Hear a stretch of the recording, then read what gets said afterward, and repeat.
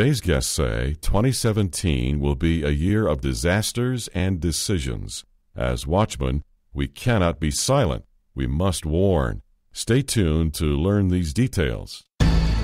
When you think that God is done with Israel, that He has replaced Israel with the church, you're basically insulting God, because Israel is your insurance policy that God indeed is a faithful God. Amen? If He changed His mind about Israel, He can change His mind about you. I really believe that a Trump presidency, in fact, means that Bible prophecy is being fulfilled even faster than it was before. Things are moving forward very quickly now, at breakneck speed. This is Understanding the Times Radio with Jen Markell. Today, Jen talks with J.D. Farag from Hawaii and Amir Tsarfati from Israel. J.D. and Amir are here to discuss the issues and decisions that will be made in 2017 that will fit into Bible prophecy. Both Jan's guests are considered by many to be watchmen on the wall. These are men who warn about the last days and present the hope we have in the return of Jesus Christ for His church. This is one of those programs you'll want to listen to again and again. Both Pastor Farag and Amir will return to the Minneapolis and St. Paul metro area on October 7th for our next Understanding the Times conference. Now, let's get started. Here is Jen Markell. President Trump, thank you for the truly warm hospitality you and Melania have shown me, my wife Sarah, our entire delegation. I deeply value your friendship. To me, to the state of Israel, it was so clearly evident in the words you just spoke. Israel has no better ally than the United States. And I want to assure you, the United States has no better ally than Israel. Our alliance has been remarkably strong, but under your leadership, I'm confident it will get even stronger.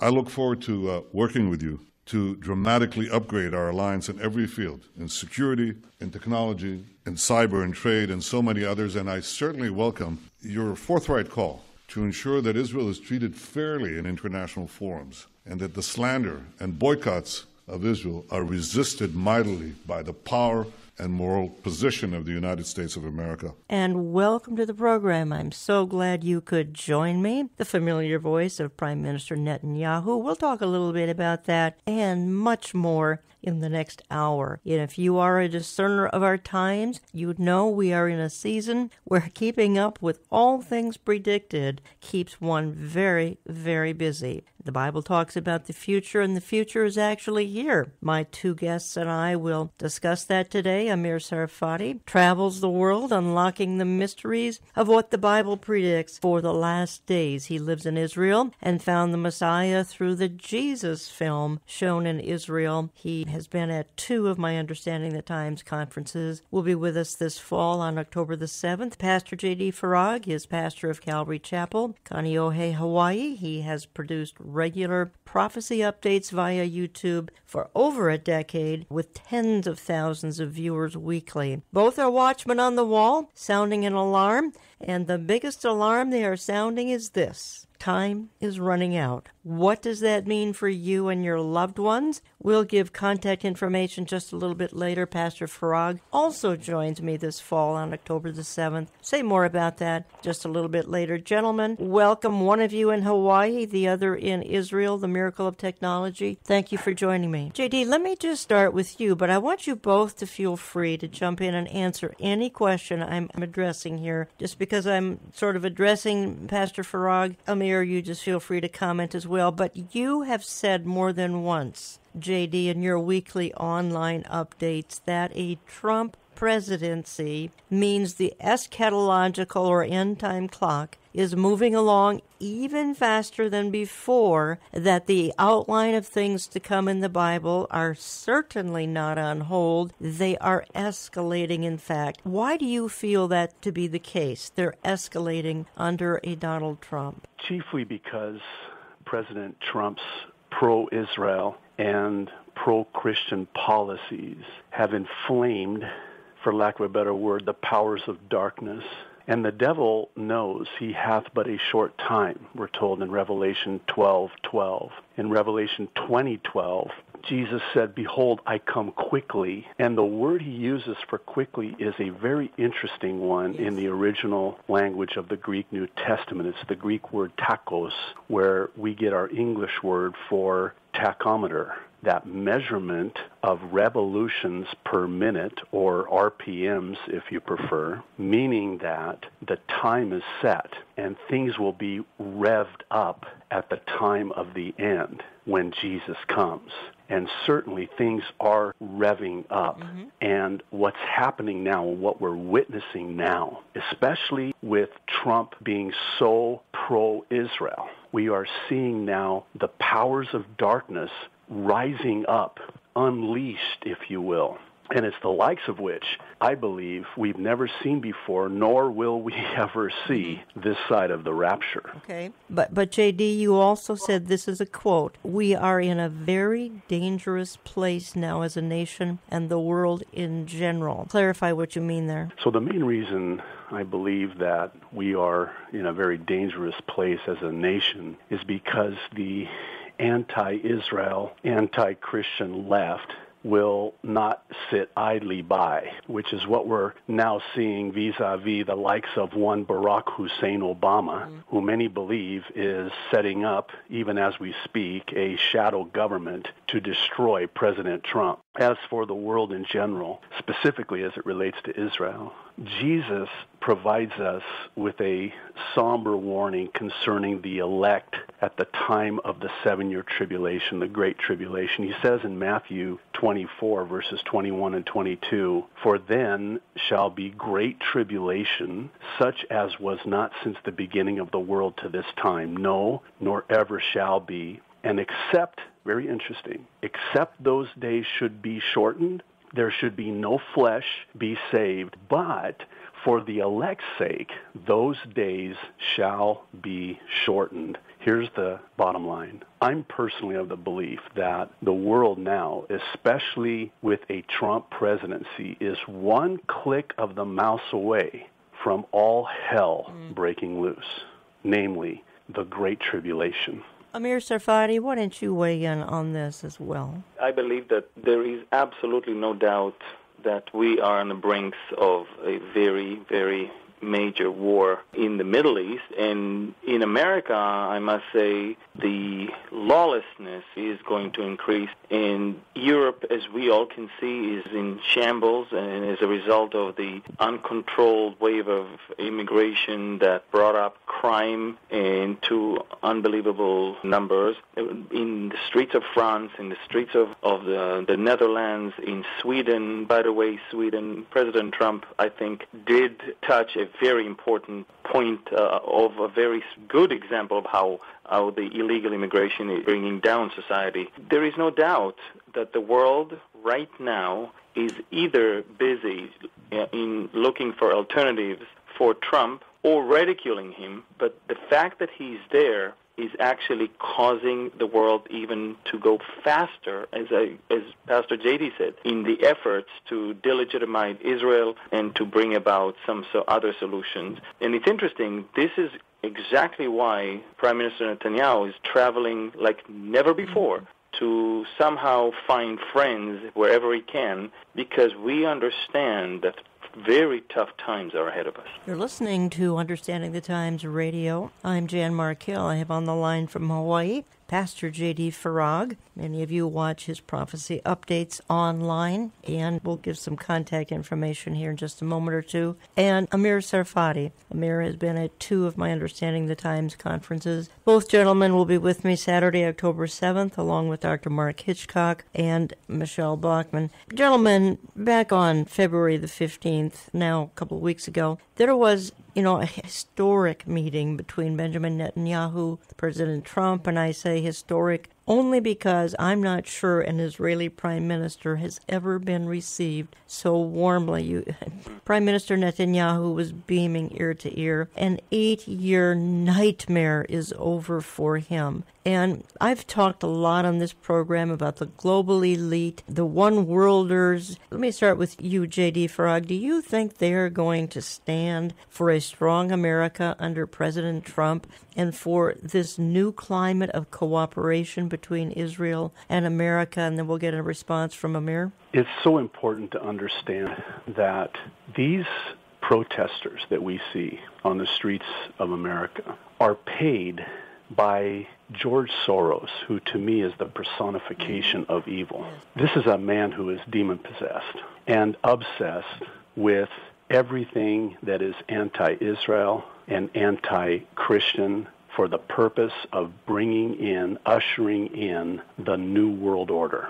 So to answer your question, and again, this goes back to why I believe it is that things are revving up like never before. Not only will they not stand for this, they will unleash the demons from the pit of hell to do everything to destroy what Trump is doing. Amir, would you agree with that? Absolutely. If there is one thing that the global elite understands is that they just lost in two battles. They lost the battle of the U.S.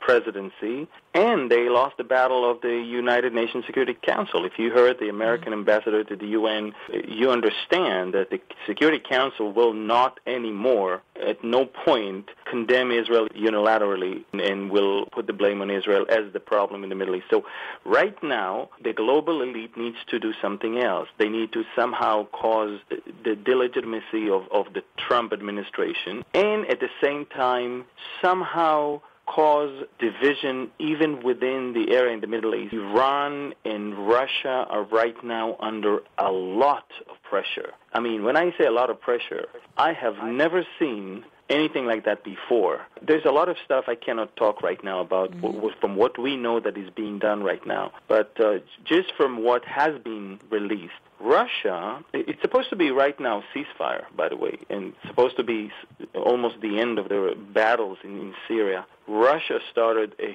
huge wave of bombardment in the southern part of the Golan Heights near the city of Daraa, and the Iranians are now arming to the teeth. The Houthis, the second in command of the Yemenite army, was just killed this morning by the Houthi rebels. We're talking about generals in the Houthi army that are basically threatening any U.S. vessel, naval vessel that will come into Yemenite territory. We are seeing such an increase of instability, an attempt to instigate almost some sort of artificial crisis because they understand things are not the same as they used to be in the last 8 years, when somebody in the White House used to do all their job and they didn't need to do anything.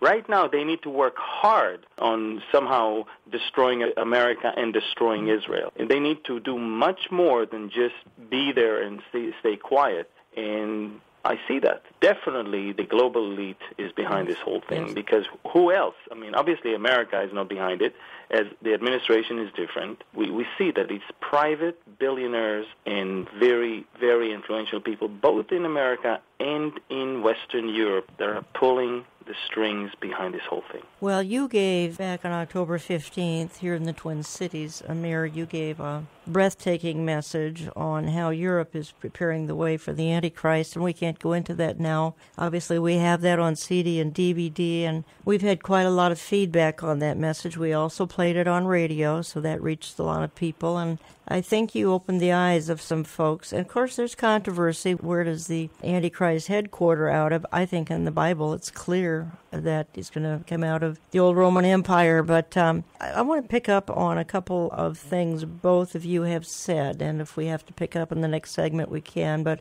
Pastor J.D. Farag, you have said this: we are in the last hour of human history. I want to pick up on that. And Amir, you have said 2017 will be a year of disasters and decisions. Let me start with that, Amir. 2017 will be a year of disasters and decisions. Expound on that a little bit. You know, one of the things that Jesus said, both in Luke 21 and Matthew 24, regarding the characteristics or the signs of the end of the age, it was to do with some nature disasters and some earthquakes and pestilences and all of that. But just the earthquakes and volcanic activity alone, we've been seeing in the last 2 months more activity than almost the first 6 months of 2016 combined. We are looking at earthquakes in pattern and in strength and in frequency that is very unusual.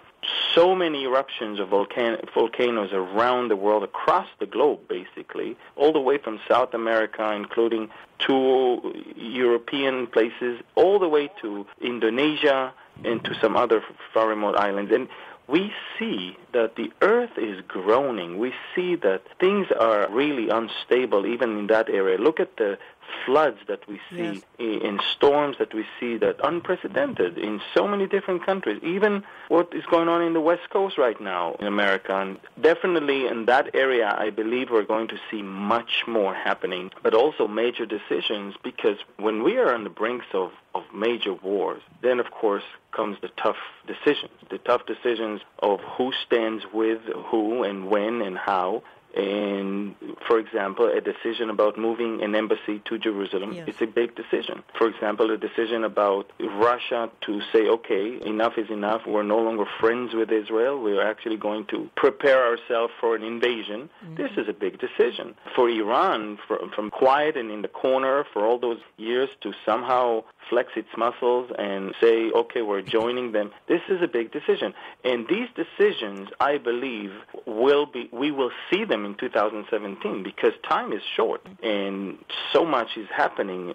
Just think about it. Trump only had 1 month in office. Look what's going on around the world. And it's only going to get worse. And not because he's bad. It's because right now the light has been turned on, and you can see all the cockroaches running, and all the rats are running all around. You can see that which was done in the darkness cannot be done in the light. They just don't know what to do right now. And they are just running all around trying to find their place. And it is ugly, and it is going to manifest itself in a greater way in 2017. This is my estimation, and I think that the first 2 months of 2017 are a great indication for something way, way worse than that. If you'd like to learn more, folks, let me give some contact information here. You can reach Amir Tsarfati at beholdisrael.org. Highly recommend you kind of tap into the various places. He gives updates electronically, Facebook Live, YouTube, his website. You can reach Pastor J.D. Farag, Calvary Chapel, Kaneohe, and that's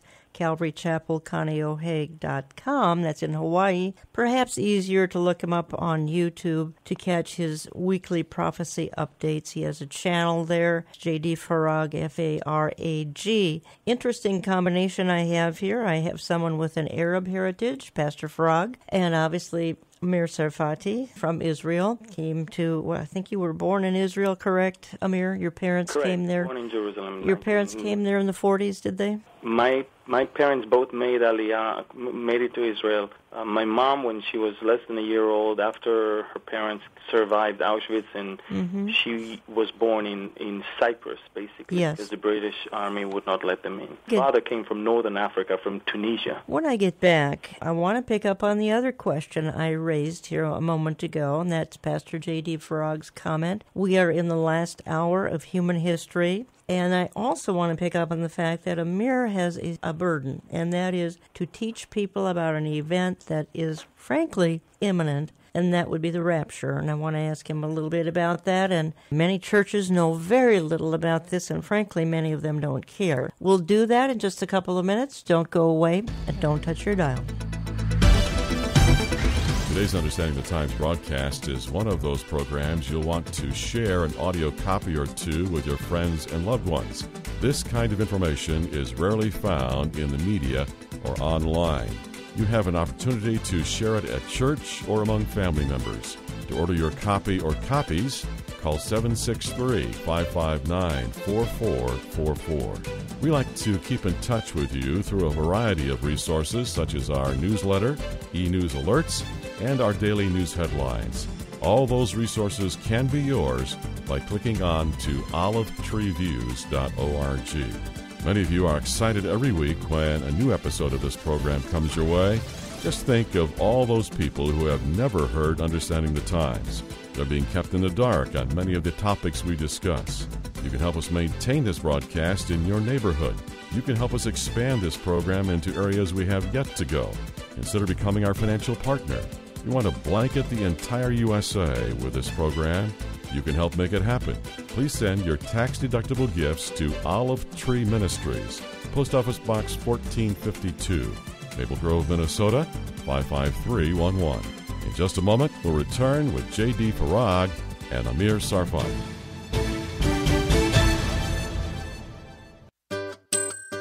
It's not too early to make plans to attend Understanding the Times 2017, Saturday, October 7, just outside of Minneapolis.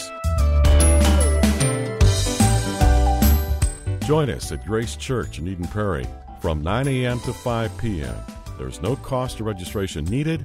You can spend the day with like-minded believers who don't think it's strange that you want to understand the times and also discern the times of Bible prophecy. Speakers include Amir Tsarfati. Our book, the Bible, contains 29% future events. 29% of this book is Bible prophecy.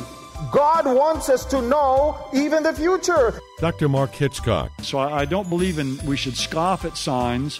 I don't believe we should be reckless speculators, but I do believe that signs of the times are important and that we live in a time today when the stage is being set. Pastor J.D. Farag from Calvary Chapel, Kaneohe, Hawaii. Jerusalem, as Joel Rosenberg calls it, is the epicenter. It is the second hand on God's prophetic clock. You want to know what time it is in terms of Bible prophecy? Look at Jerusalem.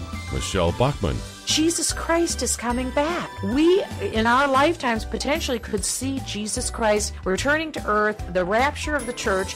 This is one of the most exciting times in history. We need to be exactly watching the tenor of the times, be observing, and look up our redemption draw-off night.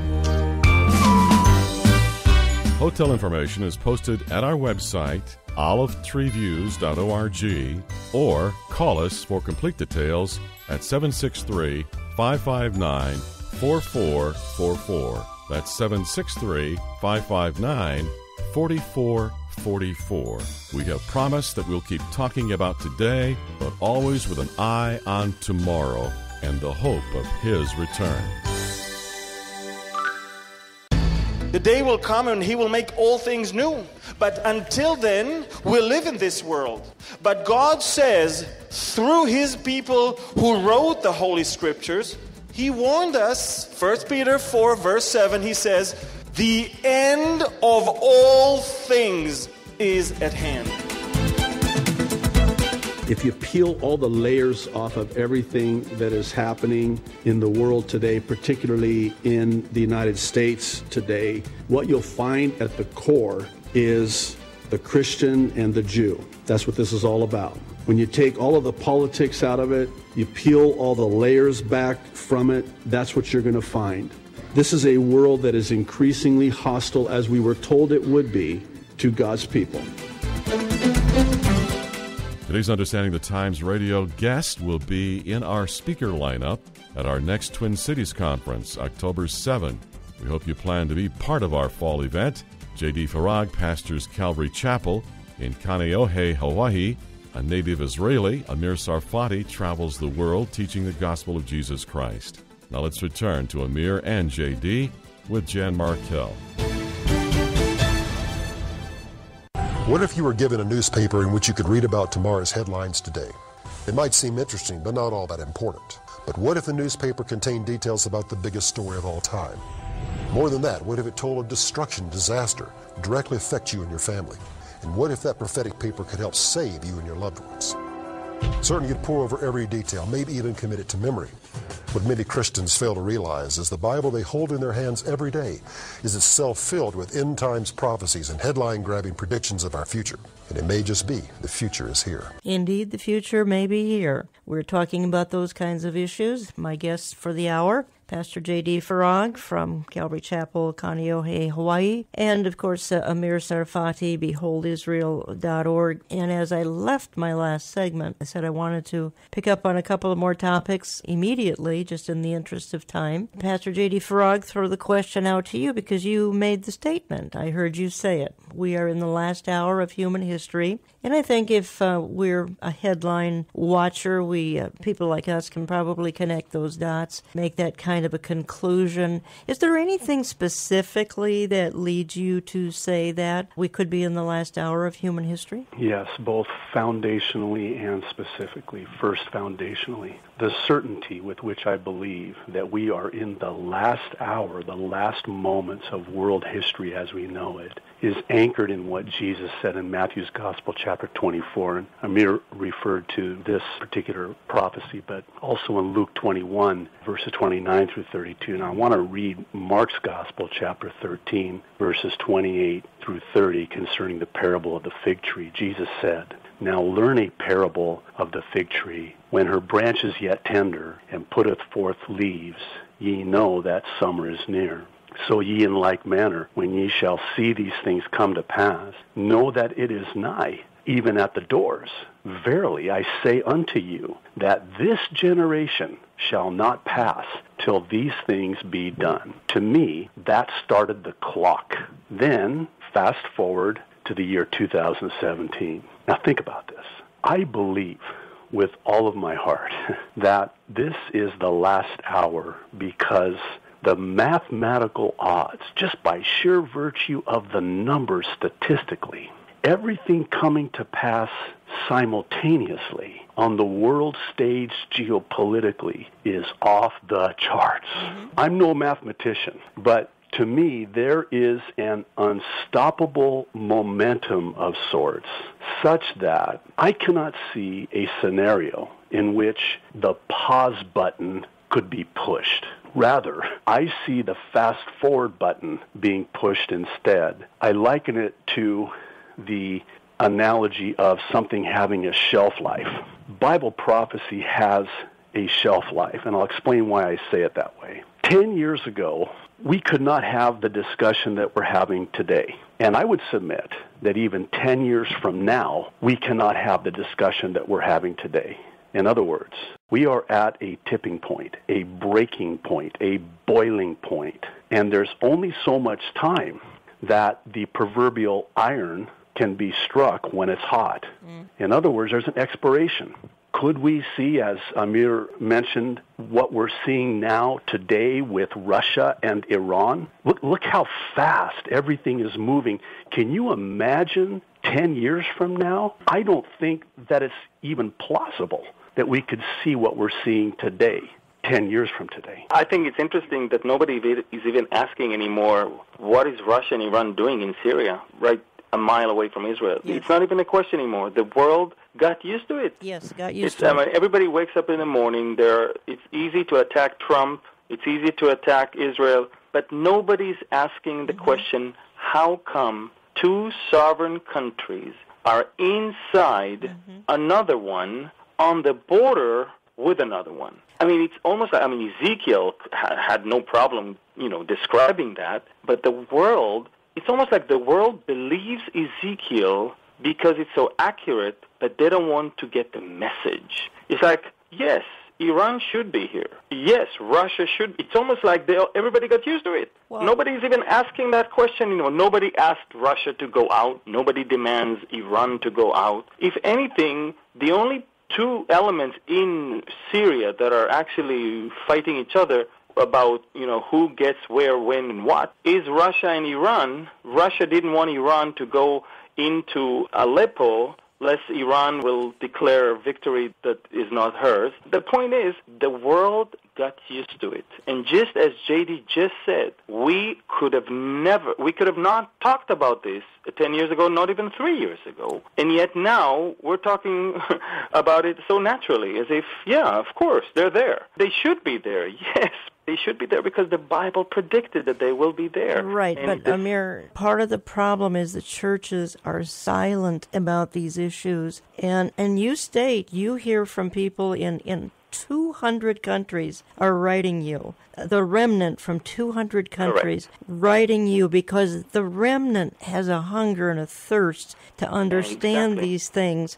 But most of the churches, not all of them, and pastors, don't hear me saying all of you, too many are preaching a very fluffy gospel or a very anti-Israel gospel. Let me read an email I just got. I'm reading just a couple of lines of an email, not going to identify anybody other than it's from Cindy, and she says, I emailed my pastor to see if he planned to preach on Revelation or the importance of supporting Israel or the issues of the day. He responded no to the book of Revelation because of not having a strong understanding. And to Israel, he said, this is a tougher question since I'm still in process here. And he says, my understanding of Israel has changed over the years of biblical study, and I no longer believe they are in any sense God's people now unless they come to know Jesus as Savior. So my understanding is this is a church that once had truth, no longer has this truth, and if you knew how many emails and communications I get that sound like this, I think my audience would be quite stunned, or maybe not. Maybe they've encountered the same thing. Pastor Farag, you're a pastor. Is this pretty common? Sadly, it is. This is commonplace. And how ironic that this pastor would, in fact, say what he said about the book of Revelation, and even more specifically Israel, when in Revelation chapters 2 and 3, you have 7 letters to 7 churches, one of which is lukewarm, and another of which Jesus writes and says to them that those who think they are Jews and are not, and he talks about this church.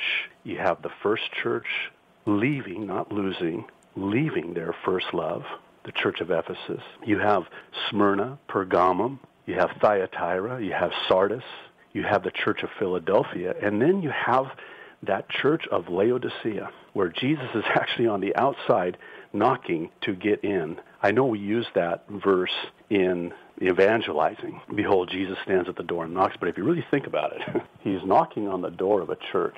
And I believe he is knocking on the door of that church, of that pastor who is saying that, wanting to come back in and sup with them and them with him. And that to me is sadly ironic. Folks, if you'd like to come out and meet Pastor J.D. Farag, Amir Tsarfati, Dr. Mark Hitchcock, Michelle Bachman, do so this coming fall, Saturday, October the 7th, Grace Church, Eden Prairie, Minnesota, just outside Minneapolis. It's 9 a.m. to 5 p.m., no cost, no registration. We had quite a crowd last fall. We had about 6,000 people in a venue for 4,300, largest crowd that church had ever seen fill the particular premises because, again, and they come from across the country, even some from out of the country, because the remnant is very hungry. The remnant wants truth. The remnant knows that finding truth, well, it's just kind of a difficult thing today with our politically correct world. We also were right before our November election last October. Gentlemen, I also teased, and I want to follow up on that, because, Amir, you have a burden to teach people about an event that is imminent. The Bible says it could happen today, and that would be the rapture. Again, many churches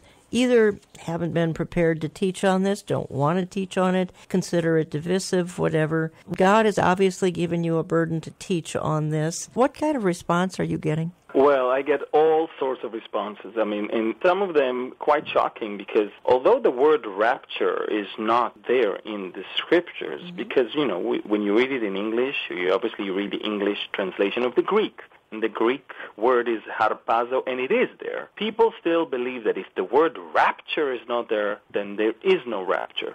And in fact, it's hard for people to grasp even the thought that they are going to lose gravity and they will be taken up in the air. Sounds too weird for them. It sounds too unrealistic. And what's so sad about this is that they don't have a problem reading the Bible and seeing all the miracles that Jesus did. They don't have a problem seeing how Jesus himself ascended to heaven.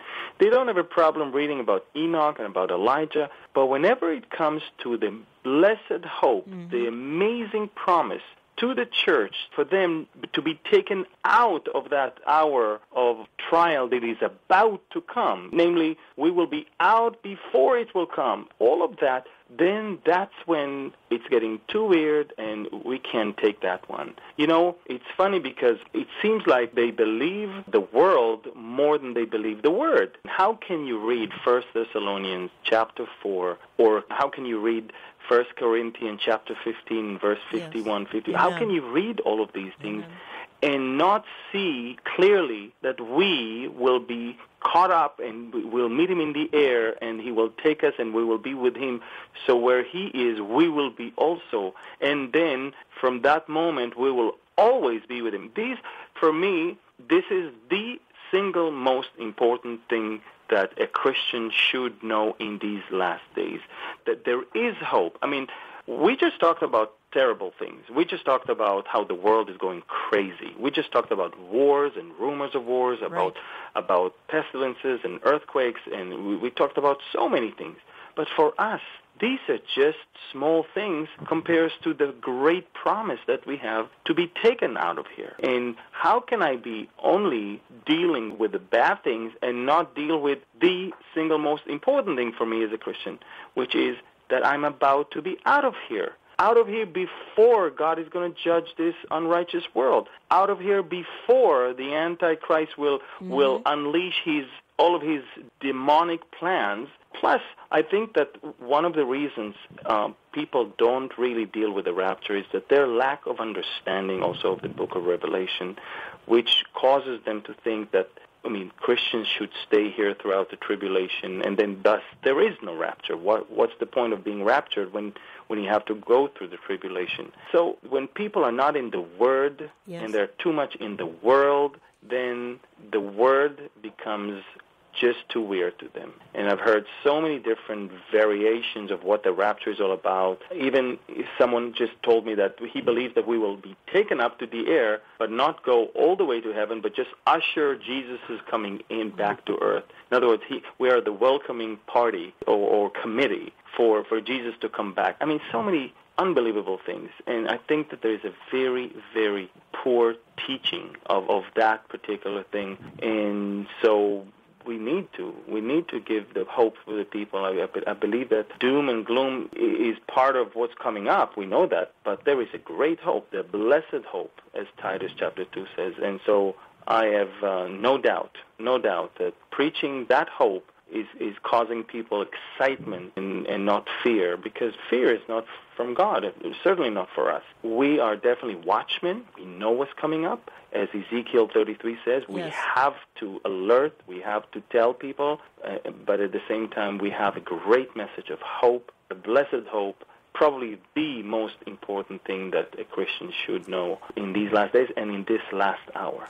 Amir, it's like you say, we cannot be silent. Many who will speak up are going to be mocked, they're going to be scorned, but the watchmen cannot be silent. But J.D. Farag, it's like you said in one of your messages, there are so many who seem to be longing for the treasures here on earth. They love the world and the things in it, which is a little bit difficult for me to wrap my brain around, but it has to be true. And they have become almost spiritually disabled, as you put it. I liken it to being physically disabled. And the reason is that, for the most part, the Church of Jesus Christ today, especially in America, has their roots too deep in the soil of this world. And that tight grip on this world and the things of this world creates a spiritual disability.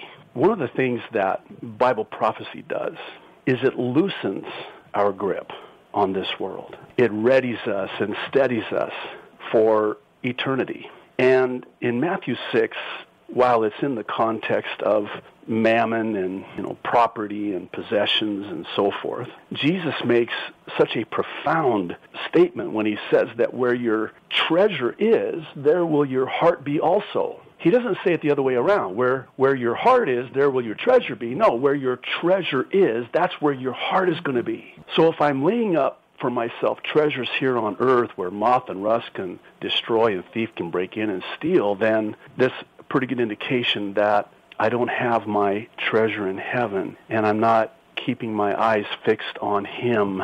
And one of the things that personally in my own life, both studying and teaching Bible prophecy has done is it has loosened and even removed the grip that I once had many years ago on this world and the things of this world. And Amir mentioned it. It's very interesting in 1 Thessalonians where Paul, in the context of the rapture, says that, this is what's coming to and on this world, and we're not going to be here because we're going to be taken out of this world in the rapture of the church before the 7-year tribulation. And then he says, therefore, encourage one another with these words. It's to be an encouragement. Here's where I want to go in our last segment, and we're heading into that in just a minute. Amir, I do want to ask you a little bit about the perception Israel has of Donald Trump, particularly since that February 15th meeting, and I'd like your reaction to that February 15th meeting between Netanyahu and President Trump. And also, because, Pastor J.D., your parents were immigrants here back in the early 1960s, I want to ask you just a little bit about this immigrant crisis that the Western world has. I get some feedback from both of you. And J.D., you've got a fascinating story and coming from Lebanon and all. We'll do that, folks, in just a couple of minutes. I'm coming back. We're going to wrap this up. We have a short segment, but don't go away, please. We're coming right back. An outstanding conference is being planned for this coming fall. On October 7th, you'll hear from Michelle Bachman and Dr. Mark Hitchcock. They'll be joined at that live event by today's two radio guests, J.D. Farag and Amir Tsarfati. You don't want to miss this year's gathering. Mark your calendar now and plan to join us. For more conference details, visit our website, olivetreeviews.org, or phone 763-559-4444. We are so thankful to hear from so many of you weekly as you send in your financial gifts to help keep this broadcast airing from coast to coast. In the months to come, we hope to expand our coverage across America. We invite you to pray with us that new media outlets will be made available, and pray that we'll have the finances to purchase the airtime. You can become a financial partner with us just by sending your tax-deductible donations to Olive Tree Ministries, Post Office Box 1452, Maple Grove, Minnesota 55311. No gift is too small. Two guests, one from Hawaii, the other from Israel. We'll return to Jan's conversation with both right after this. This program has tried to provide a voice for the remnant believers for almost 16 years. We began on one station in the Minneapolis-St. Paul area, but quickly expanded as those who wanted the truth of our times were across the country.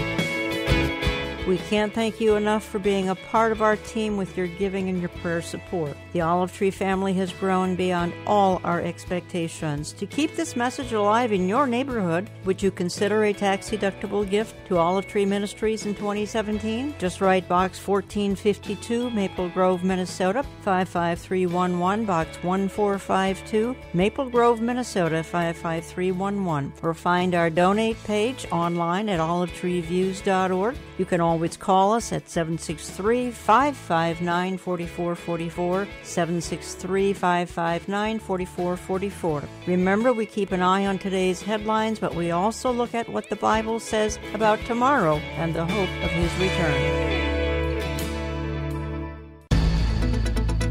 The renewed relationship that we have with Israel, finally, after 8 long years of shameful disgrace of Israel by the previous president.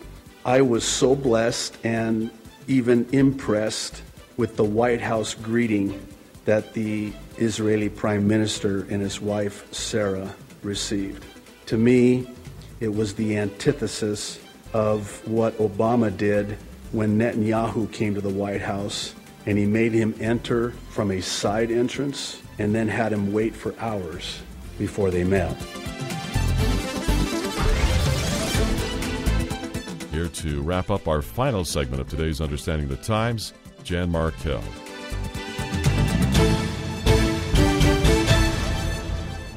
And And welcome back. Remember, I try to stay in touch with you with a print and e-newsletter both, and you can get a CD of any program, including this program. Follow me on Facebook, Jan Markell's Olive Tree Ministries, on Twitter at Olive Tree Men. And let me see here what I'd like to kind of move quickly just because this is a short segment. Amir, let me just quickly throw this to you because I think Americans are a little bit puzzled, and we all know that many Jews are left-leaning politically, and in some other issues they're left-leaning. But what is their perception of President Trump, and particularly, and I want your take on what happened back on February 15th, this incredible meeting where the Netanyahus were just received with a loving embrace by the Trumps, etc. Give me your comment. First of all, what a difference between the first meeting with Obama that happened almost at midnight, and he had to be smuggled through the back door. At nighttime without any media that was allowed to cover it. I mean, it's almost like you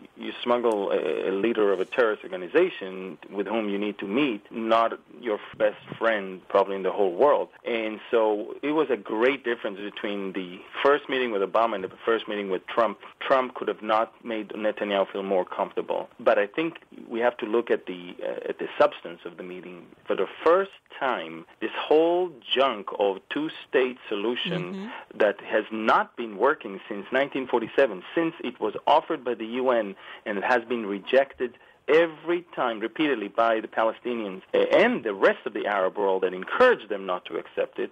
Finally, somebody has the courage to say whether it's one state or two states, as long as it's okay with the two parties, I'll accept it, which means I'm not going to dictate anything to the region because obviously so far it didn't work. And then came up the big bomb that Netanyahu dropped, which obviously Trump was a little bit surprised that he did that. And that was, we're not even looking at only the Israeli-Palestinian direct talks. We're looking at a regional talk, regional peace with the moderate Sunni Muslim countries like Saudi and the Gulf states, and together with Jordan and Egypt, that will be a great alliance. Interesting, because 2 days later, the Saudis immediately said, we're willing to work with the Trump administration about these things. They did not say that it's not going to happen. And so we see that with all that is happening in the Middle East right now, and all the extreme Shiite terrorism and the extreme Sunni terrorism, both ISIS on the Sunni side and Iran on the Shiite side,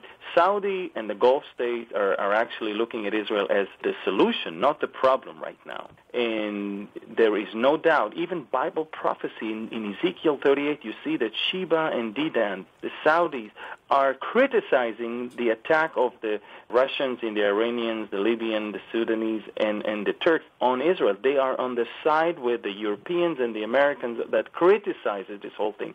So it's fascinating to see how we're moving to that track that could have not happened before. By the way, just so you know, Netanyahu offered this whole thing a year ago, and it was actually shut down by the American administration of that time. So we see unbelievable things that are happening. Does the media in Israel love Trump? No. The media, of course, is not on his side. That they portrayed him as a lunatic, as a crazy man, and they even associate the anti-Semitic events with the Trump administration. They don't understand that those who hate Trump are actually causing or trying to embarrass him by causing all of these things across America of attacking Jewish people and attacking. Why would Trump be accused of being anti-Semitic when he's the best friend of Israel and he has a Jewish son-in-law and a Jewish daughter? Of course, it's irreasonable. But you can see that with all the fake news and with all the fog and with all the confusion, those that hate Trump are hurting Jewish people, so it will look as if Trump and Trump supporters are doing that. So all that together, it's quite staggering. And of course, the Israelis aren't sure what's going on. If they believe the media, obviously Trump is bad news. But when they see a U.S. ambassador to the UN that speaks in such an amazing way, when they see a president, first lady praying before her husband speak, when they see a president that receives their prime minister in the most loving and supporting way, then they see something else. So again, the media is playing a very, very significant role in trying to confuse the people, even here in Israel. But I think the majority of the people in Israel are pretty much on Trump's side. especially after the February 15 meeting that they all saw and were quite amazed. Thank you for that clarification. That's excellent to get a first-hand report like that. Just because the clock races here, J.D., I want to throw this to you, but Amir, feel free to comment as well, please. J.D., you have said that the main reason that the migrants, the immigrants, are pouring into America, for that matter, the Western world, is that they eventually expect to get Sharia law here or in Europe. I call it immigration jihad. And your family were immigrants from the Mideast in the early 1960s. They came, I believe, from Lebanon. They actually assimilated. And as you peruse, as you see what's going on in Western Europe and in America, my goodness, and you talk about it on your YouTube presentations. Talk to us about it for a minute or two. My mother and father, when I was 9 months old, fled the Middle East because of Islam. They immigrated legally as refugees to America. My father said, quote, "Soon after he left Egypt, persecution of various Christian groups as well as Jews began as they lost their jobs, their property, and their civil rights." This is March the 20th, 1963. They came to America. They worked hard. They became citizens. They started businesses. My father was a high school teacher. And the reason they had to flee to America from Islam is because my father says, quote, he attracted some Mohammedans, Muslims, to Christianity, and that thickened the problem with the government because they thought he was dangerous. Now think about that. Under Obama, the Christians could not come. Right. My parents, if it was under Obama, would not have been allowed into the United States of America. That's right. And conversely, those who are truly dangerous, quote unquote, are being let in. It's a Trojan horse, as Michelle Bachmann has talked about on your program, by the way. Right. It is a Trojan horse. They are coming. They are already here under the banner of this immigration, this migrant crisis. Amir, your thoughts on this? Well, I think that if you want to know the outcome of this illegal, radical Muslim immigration, just go to Europe. Go to France, go to Sweden, go to the Netherlands, go to Germany, and ask their own people. It is unbelievable, and the media will not report. I'm talking about the world media. Mm-hmm. The global media will not report that. And I have a lot of connections in Europe. In fact, I'm quite surprised that with all that I said about Europe, both in regards to the Antichrist and in regards to what is going on right now, I'm still being invited to Europe to speak. But I can tell you that the Europeans are so angry, they are so humiliated with what their governments did, and you're about to see one government after the other.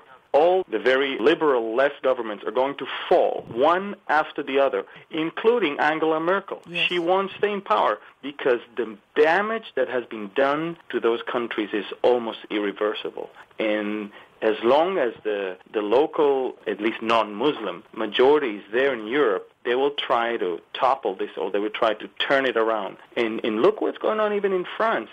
Marie Le Pen is saying, we have to tackle that. And if it takes, even for me to ban Jews from wearing the yarmulkes, then I will do that, as long as I can stop radical Islam from infiltrating into France, because I'm not going to allow that. So you can see that Europe, in the process of stopping Islam, is going to even sacrifice Jesus and sacrifice anything that has to do with the Jewish, Judeo-Christian symbols, as long as that will stop Islam from taking over. Gentlemen, hundreds of evangelical leaders here in America say that we must do the same thing, allow in as many Islamic refugees as we can, even though the agencies bringing them in forbid any kind of witnessing, so this probably is a social justice issue, but hundreds of evangelical leaders are making an appeal for as many Muslims to come in here as possible. Gentlemen, I am out of time, but you both are sponsoring a tour to Israel in November of 2018. You've got 30 seconds to talk about it. Well, I'm just honored